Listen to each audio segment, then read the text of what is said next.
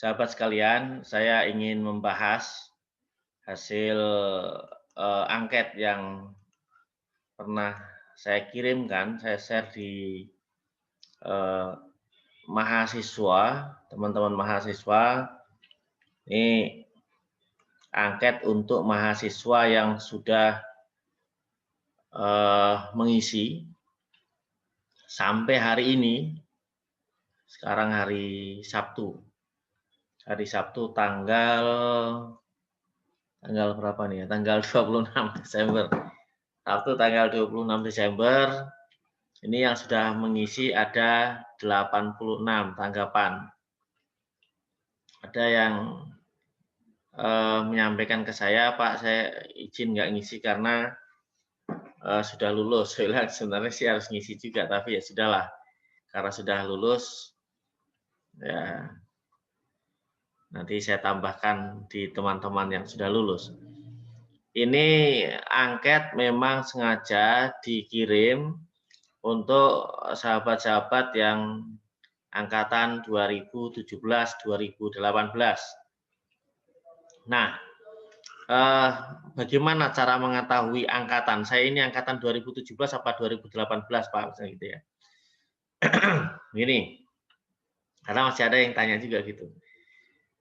Untuk mengetahui apakah sahabat-sahabat ini angkatan 2017 atau 2018, terutama yang masuk di semester genap itu lihat di nomor induk mahasiswa NIM. Nah, huruf awalnya berapa? Apakah 17252 sekian-sekian atau 18252 sekian-sekian gitu? Dan seterusnya. Kalau misalnya yang 17252 sekian-sekian berarti angkatan 2017. Yang 18252 sekian-sekian berarti angkatan 2018. Kalau 19 252 sekian-sekian berarti angkatan 2019. Kalau 25252 sekian-sekian berarti angkatan 2020 dan seterusnya. Dan mundur juga ya, yang angkatan 2016 juga sama. Kalau angkatan 2016 Desember ini terakhir ya, 2016. Jadi siapapun mahasiswa pasca sarjana PTIQ, MPI yang strata 2, ini sekaligus pengumuman juga karena memang ini di luar penataan di kampus, tapi ini aturannya ada di PDDikti bahwa mahasiswa pasca sarjana strata 2 itu minimal belajarnya 4 semester. Jadi bisa lulus kalau sudah mengikuti pembelajaran selama 4 semester. Kalau yang mau belajar, Pak, saya ingin belajar, boleh nggak 1 semester lulus? Ya itu nggak ada sekarang aturannya ya.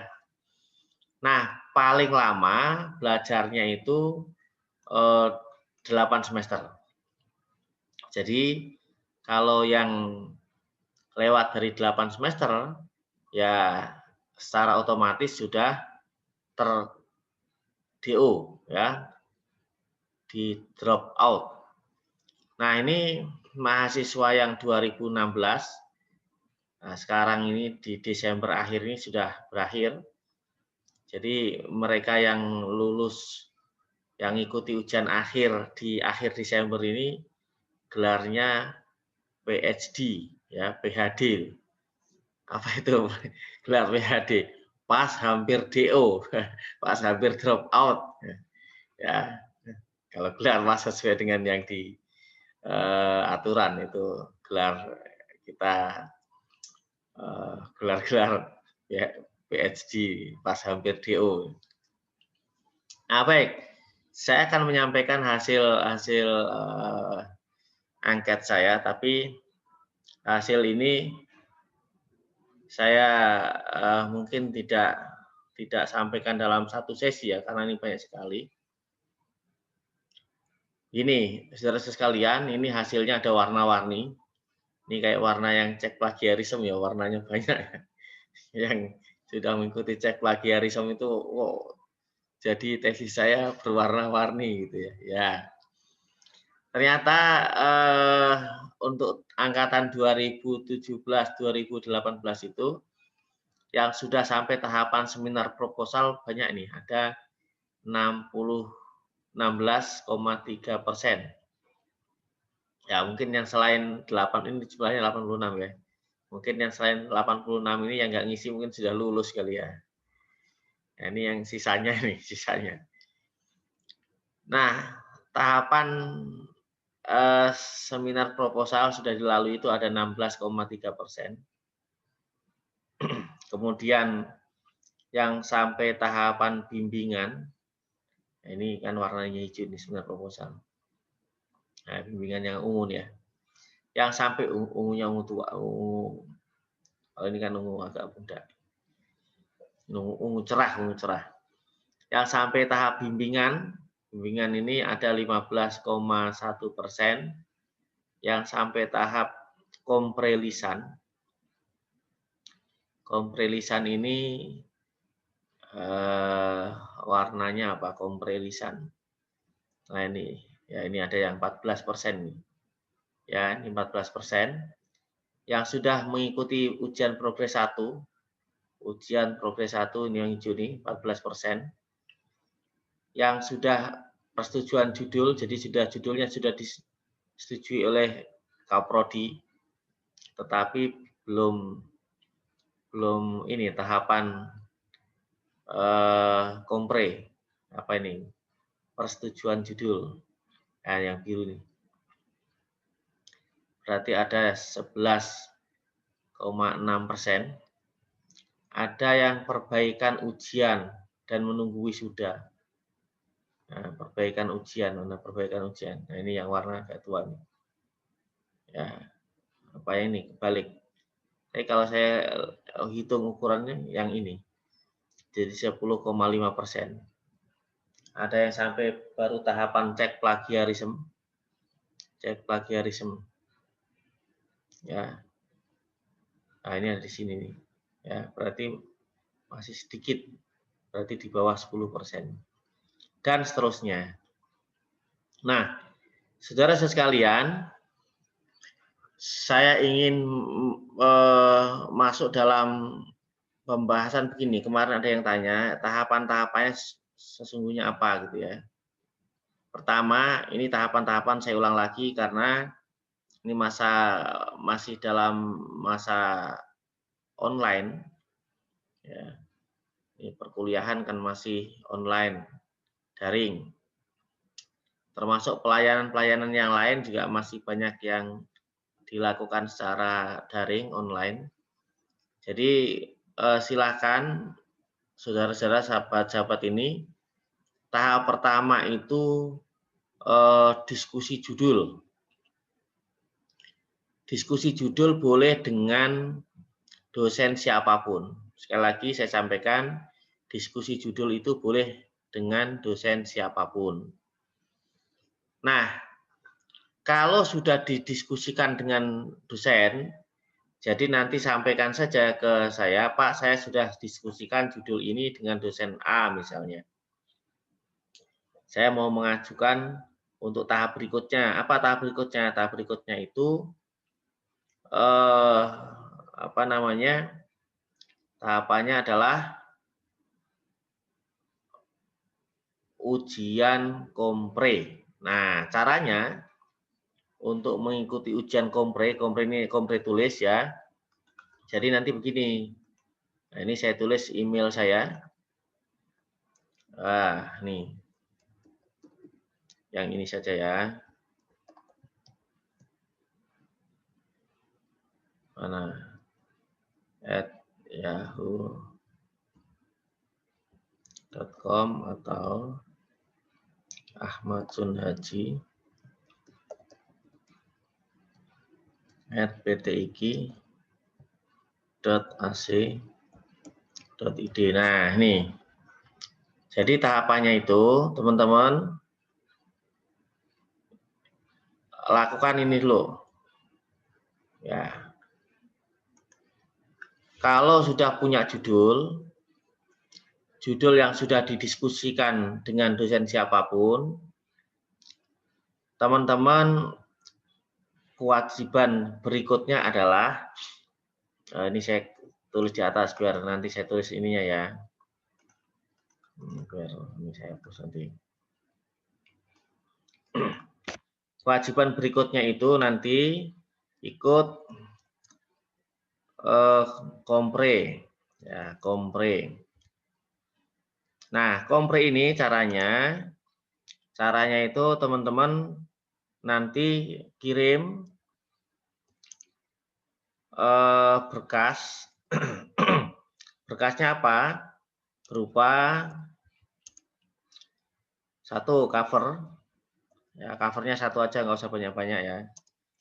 Kemudian cover ini berarti memuat judulnya apa.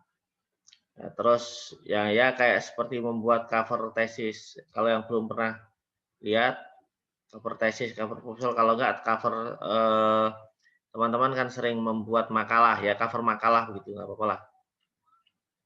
Cover satu halaman. Setelah cover nanti langsung daftar pustaka ya. Daftar pustaka. Nah, daftar pustaka ini jumlahnya minimal 40 ya, 40 literatur. Literatur berupa buku atau jurnal.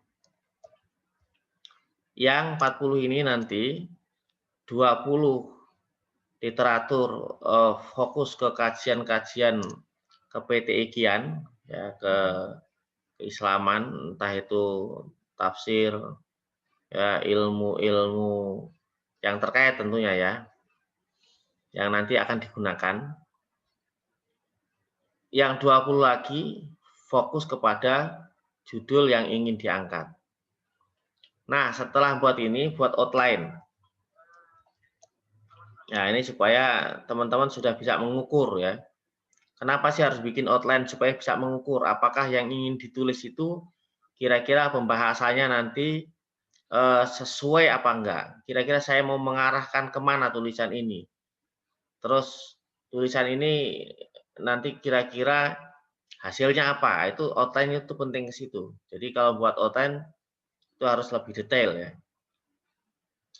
Nah, kalau sudah 3 hal ini, ya, sudah ada covernya, sudah ada pustakanya, minimal 40, kemudian outline ini, kirim ke email saya ini ya. Nah, email itu saya biasanya seringnya melihat email kalau nggak malam, ya pagi. Jadi malam atau pagi. Saya cek itu email satu-satu. Jadi tidak setiap saat melihat email. Karena pasti ada kegiatan-kegiatan yang lain juga ya. Jadi ya saya harus memanage waktu. Kan saya minta teman-teman memanage waktu. Saya juga sedang latihan memanage waktu juga. Nanti setelah dikirim ke email ini, nah, ada balasan. Ya, emailnya ke sini, emailnya. Ada balasan. Biasanya balasannya saya balasan ke teman, ke sahabat yang ngirim email ke saya. Kemudian saya sisihkan itu di sisi ke pasca. Nah, setelah ini lanjutannya teman-teman mendaftar ya. Mendaftar ke pasca. Ya, melalui TU ya. Pasca Sarjana PTIQ. Ya, nanti pasca mana? Nanti Sarjana Institut PTIQ ya. Ya, jangan mendaftar ke pasca yang lain kalau teman-teman mahasiswa PTIQ. Ya, daftarnya ke Pasca Sarjana Institut PTIQ Jakarta. Nah, ya, PTIQ Jakarta. Ini laptopnya sudah mulai double-double nih, kayaknya perlu laptop yang baru. Ya, baik. Setelah mendaftar, nanti daftarnya apakah harus hadir? Enggak, via online bisa. Nah, ini saya tulis nomornya. Kalau teman-teman mau menghubungi online, itu nomor pasca, saya tulis ya, saya cari dulu ya. Ini ini buat teman-teman nih, biar semuanya selesai. Kan sudah memulai, nah, sudah memulai untuk masuk ke pasca itu ya mengakhiri dengan baik nanti ya. Ketika sudah memulai, marilah sama-sama kita akhiri juga. Kalau mulainya baik-baik, kita akhiri sampai lulus dengan baik juga. Ya, 62813 8216 ya 7712. Nah, ini nomor TU Pasca antara lain, ini nomornya. Nomor Pasca itu biasanya yang pegang sekarang Pak Jeddah. Nah, kalau sudah mendaftar, nanti sahabat-sahabat mendapatkan soal kompre. Nanti soal kompre siapa sajalah yang membuat. Nah, kalau dapat soal kompre, misalnya siapapun yang membuat, nanti itu kompre tulis. Yang sekaligus kalau sudah teman-teman kerjakan nanti kompre tulis ini, segera untuk meminta kompre lisan. Nah, kompre lisan. Jadi setelah tulis, nanti ada kompre lisan. Ke siapa kompre lisannya? Kompre lisan ya kepada penulis soal itu.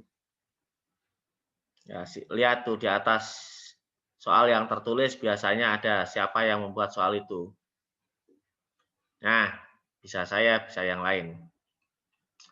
Kalau sudah kompre tulis, kompre lisan, ini nggak perlu nunggu teman-teman yang lain.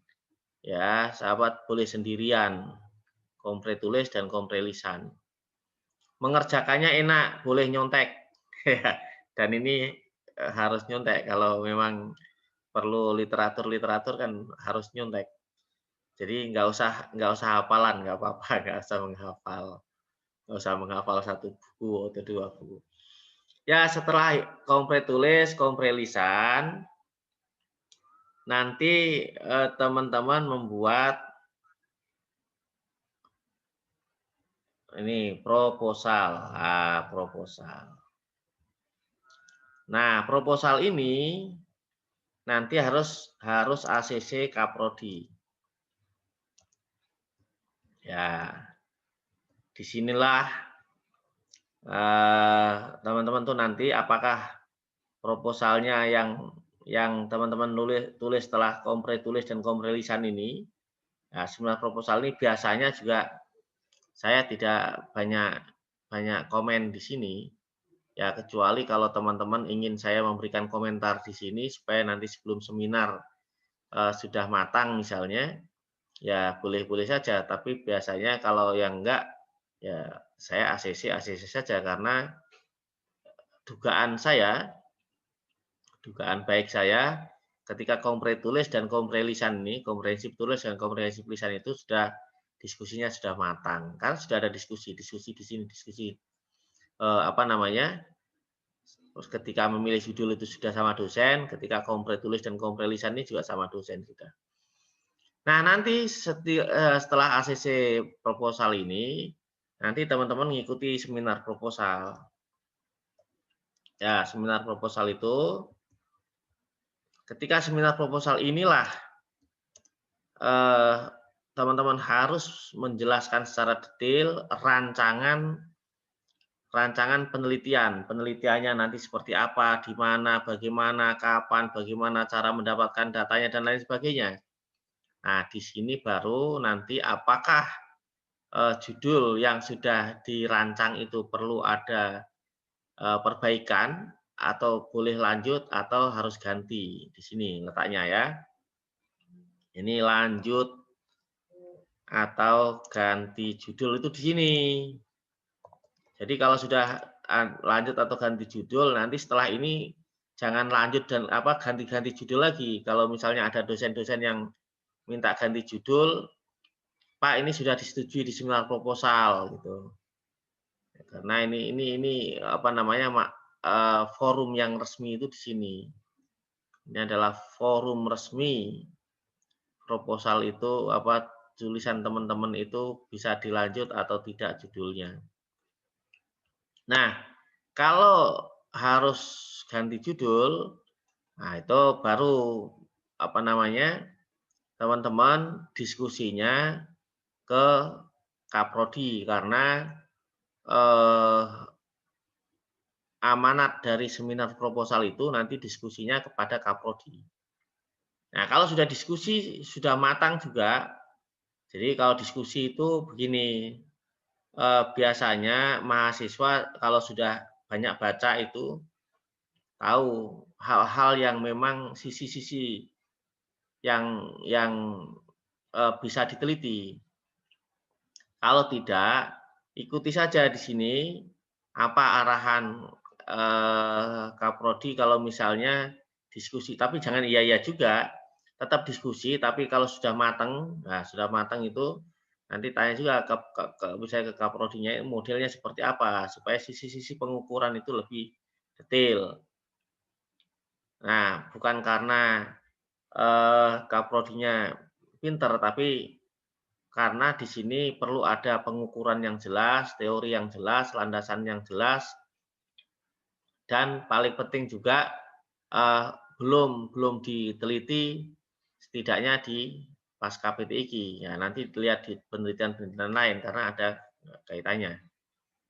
Nah, saya kira itu tahapan yang saya sampaikan. Jadi sampai seminar proposal nanti akan saya lanjut di sesi berikutnya, atau saya lanjut dulu ya, biar teman-teman ini sekalian tuntas ya.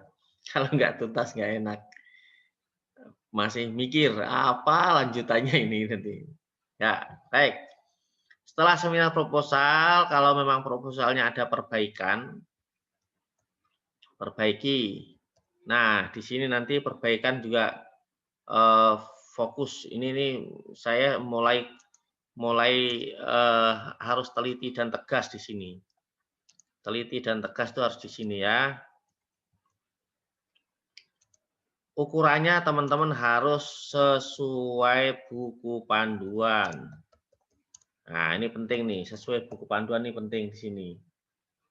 Ya, sesuaikan buku panduan. Buku panduan yang berlaku di pasca PTIQ. Oh, jangan buku panduan tempat lain. Buku panduan pasca sarjana PTIQ.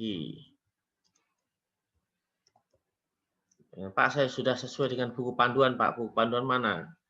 Buku panduan yang saya buat sendiri ya, jangan dong, ya. Nih. Oke, lanjutannya ini ya.